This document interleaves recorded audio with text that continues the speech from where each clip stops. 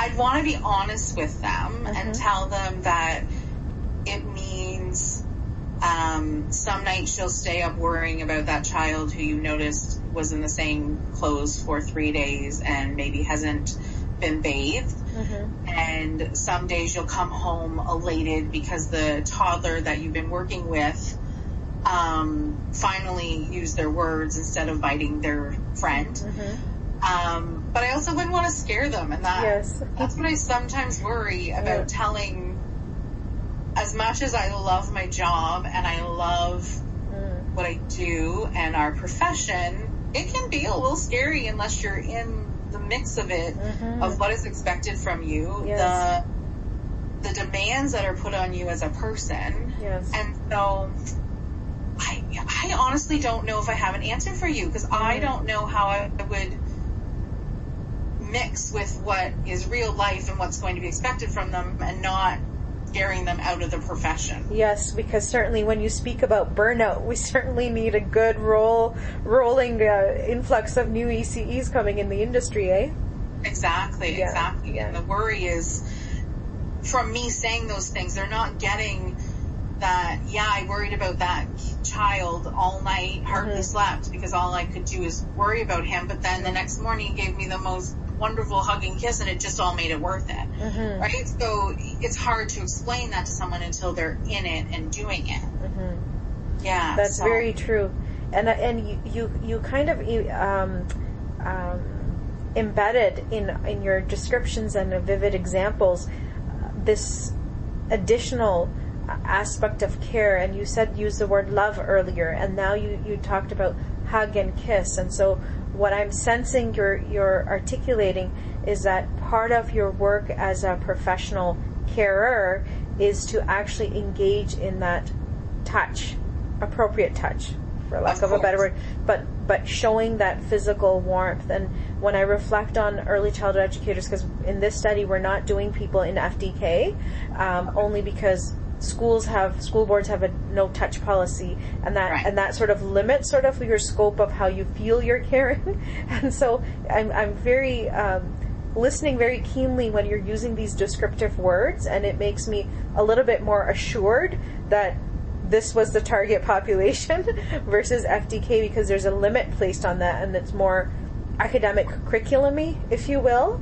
and this focuses more on the social emotional wellness and relationship building aspects, correct? Very much so, yeah. I did work as a supply ECE in the FTK program for a little while.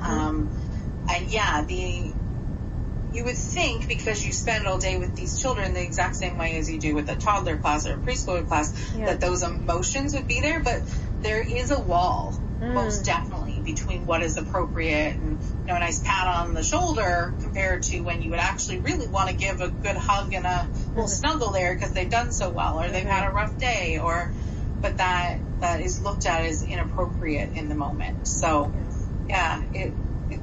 it's a tough role. I can see that those FTK teachers are dealing with, especially coming from a field which that isn't the way it is. Like you're able to hug and give a little snuggle if they need it, or throw them on your lap and read a story or those types of things, right? So what you're saying is the physical proximity, literally, of being able to physically touch the children in a hug or a high five or put your hand on their back to give them that sensation of reassurance is very much integral to the care work that you're doing. 110%. Yeah. Yes, very much. I guess I should have said that during caring. Caring is that physical touch too. You can talk till you're blue in the face about how much you enjoy and love someone and care for them, but it's not until I feel that connection where, we've had that hug or the closeness or that bond, or they feel close enough to you to be able to sit on your lap or something like that. That's where that caring really is shown. And I can't imagine a place where little children wouldn't receive that from the people that they're spending 8 to 10 hours a day with, right? Where that's just blocked off to them. That's terrifying to me. So what you're saying is, in order to evidence and demonstrate care from the perception of children we have to engage with them in a multisensory manner. Oh, very much so. Right? Yes. So it's not just hearing, it's not just seeing, it's that touch, which is a significant component and proportion of what you're doing. Good. Awesome. Christy, I wanted to ask you, was there anything that you felt that you needed to say that we didn't get to, or any other thoughts that you may have been reflecting on since last week related to your role as mom and how it intersects with your role as an educator, or how your role as an educator intersects with your role as mom? If there's anything additional that you wanted to say, or questions that you have that you wanted to bring forward. No, I didn't really have anything extra, but I do want to say that this has been amazing, and really it was a great conversation that I felt I had with you. The questions were really great and really got me thinking, and I hope that you're able to get from this what you were hoping to get. And I will, just as a side note, pass this along to our company if you're okay with that. Absolutely. The more the merrier. We do have 700 employees that work for our company.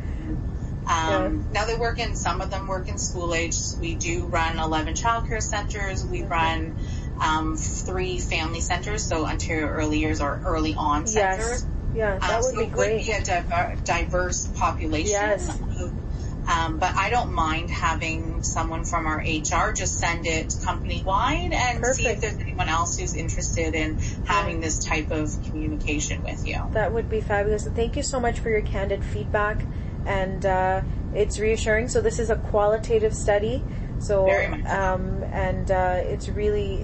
It's not going to be a universal sort of a thing. It's about theory generation, about how do we negotiate those spaces, and about care.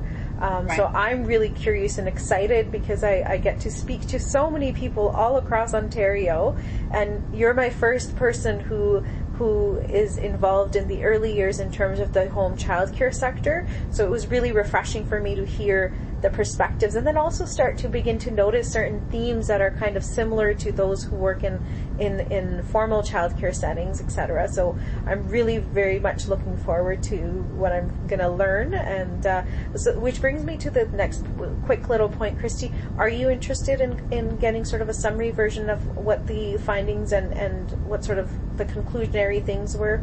That was part of the consent form, one of the questions there. Yeah, I would love that. Yeah. So just to let you know, because I just started doing data collection, it's going to take me a little bit of time because it is qualitative work. So probably sometime next year, around springish, is my aim to have everything neat and tidied up and packaged for my dissertation defense. And at that point, I'm really looking forward to kind of sending out something to everybody who's participated, who's interested. So it's okay if you're not interested to find out what the aftermath was, just to put that out there. And then also, just really quickly, would you be interested in receiving the incentive? Oh, yes, please. Perfect. So I'll be sending you out an email, a thank you email, and I'll be carbon copying the principal investigator, Dr. Tricia Van Ryn, just so that she can then email you within 7 days your incentive, which will appear in your email. Now, the email you've been corresponding with me at, is that the best email to do this on, or is there a different email? No, that email's fine. That's fine? Perfect. Yeah. Great. And that's pretty much... That's a wrap. If there's any additional comments or feedback you want to give, you're more than welcome to. Great. Do you mind sending me something? Now, I have the email that you sent me at the beginning that had sort of the information about it. Is that the best for me to send out? That's a great question. What I'll do is I'm going to send you the recruitment poster, because you probably saw this online on Facebook, right? I did, yeah. Perfect. So I think that one's a little bit more... shall we say, attractive, in the sense it's not as text heavy, and it just kind of draws people in. So I think it will be great, and that way people don't have a lot of information if they don't choose, if that's not a desire for them to pursue. So let me send you that. I'll send that to you in a separate email as an attachment, and your thank you email is going to be separate, just so that it protects, it's confidential for you. Does that sound reasonable? Perfect, yeah. Okay, and just a quick question, because you said you have like 700 staff, which is a generous amount. Are they all sort of located in the London area, or they're sort of just